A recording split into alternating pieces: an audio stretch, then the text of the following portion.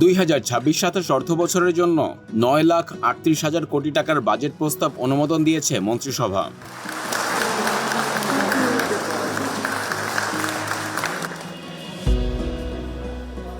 বৃহস্পতিবার সকাল 10টায় জাতীয় সংসদ সচিবালয়ের মন্ত্রিসভা কক্ষে শুরু হওয়া মন্ত্রিসভার বিশেষ বৈঠকে প্রস্তাবিত বাজেটে অনুমোদন দেয়া হয়। এতে সভাপতিত্ব করেন প্রধানমন্ত্রী তারেক রহমান।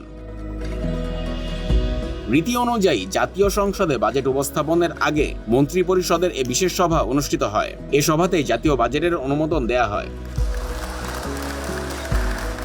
বিশেষ এ সভা শেষে বিকেল 3টায় প্রধানমন্ত্রী তারেক রহমান অর্থমন্ত্রী আমির খসরু মাহমুদ চৌধুরীকে সঙ্গে নিয়ে জাতীয় সংসদের অধিবেশনে যোগ দেবেন। পরে অর্থমন্ত্রী সংসদে 2026-27 অর্থ বছরের বাজেট উপস্থাপন করবেন।